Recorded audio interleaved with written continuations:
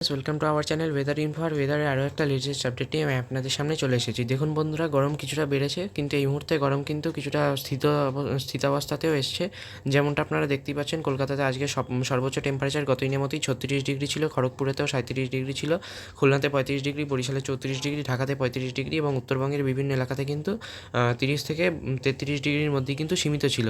কিন্তু পশ্চিমবঙ্গের মাঝামাঝি এলাকাতে, অর্থাৎ আপনার ধানবাদ, দেওঘর, দুমকা, সিউড়ি, নলহাটি এবং রাজশাহী, মেহেরপুরের মাঝের এরিয়াতে কিন্তু আজকে ওয়েস্ট বেঙ্গলে সর্বোচ্চ টেম্পারেচার রেকর্ড করা হয়েছে, যেটা ছিল অ্যারাউন্ড 38 to 39 ডিগ্রি সেলসিয়াস।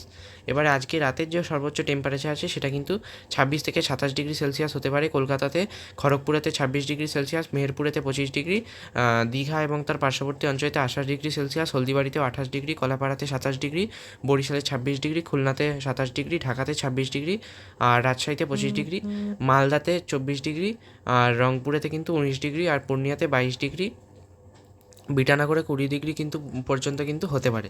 এবারে দেখুন ফ্রেন্ডস, আমি বৃষ্টির খবরে চলে আসি, যেটা সবচেয়ে বেশি দেখার বিষয় এই মুহূর্তে, কারণ তাহলে কিছুটা গরমের হাত থেকে দিনের বেলা বাঁচা যাবে।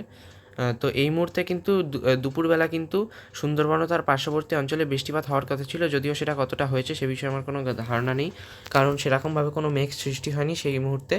আর এই মুহূর্তে সন্ধ্যেবেলাতে কিন্তু সমগ্র দক্ষিণবঙ্গের কোথাওই বৃষ্টিপাতের সম্ভাবনা দেখাচ্ছে না। বাংলাদেশের অধিকাংশ অংশ কিন্তু এই মুহূর্তে শুকনো থাকারই সম্ভাবনা। উত্তরবঙ্গের একদম যে গ্যাংটক, সিকিমের যে অংশটা রয়েছে, আর দার্জিলিংয়ের উত্তরে আপনারা দেখতে পাচ্ছেন গেজিং এবং মাঙ্গানের অঞ্চলগুলিতে কিন্তু হালকা বৃষ্টিপাতের সম্ভাবনা রয়েছে, আর তার উত্তরে তুষারপাতের সম্ভাবনা রয়েছে।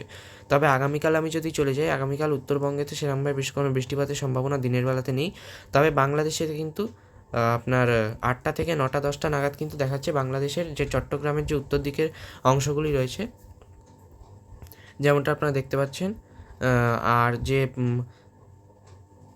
আমারপুর আর আজিওয়ালের যে অংশগুলি রয়েছে, অর্থাৎ মিজোরাম, ত্রিপুরের যে অংশগুলি রয়েছে, সেখানে কিন্তু কিছুটা বৃষ্টিপাতের সম্ভাবনা রয়েছে। আর শিলচরের আশেপাশেও কিন্তু বৃষ্টিপাতের হালকা সম্ভাবনা রয়েছে।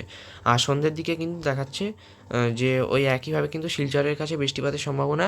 সিলেট, ময়মনসিংহের মাঝের যে অংশটি রয়েছে, এখানে লাখাই, কিশোরগঞ্জ, সেখানেও কিন্তু বজ্রবিদ্যুৎ সহ বৃষ্টিপাতের সম্ভাবনা দেখাচ্ছে। আর আমি উইন্ড মোডেতে একবার দেখাচ্ছি কোনো কালবৈশাখীর সম্ভাবনা রয়েছে কি না। আগামী দিন আর আজকে কিন্তু সেরকমভাবে কোনো কালবৈশাখীর সম্ভাবনা নেই। দিনের বেলা মোটামুটি শুষ্কই থাকবে বাকি অঞ্চলের আবহাওয়া। আর ফ্রেন্ডস, রাতের বেলা একটু হিউমিডিটিটা বাড়তে পারে। এছাড়া বন্ধুরা, যদি বৃষ্টির খবরে যদি এমনি বলি, তাহলে 7ই এপ্রিলের আগে কিন্তু সেরকমভাবে বৃষ্টিপাতের সম্ভাবনা নেই। তো আজকের জন্য এটুকুই ফ্রেন্ডস, দেখা হচ্ছে নেক্সট ভিডিওতে।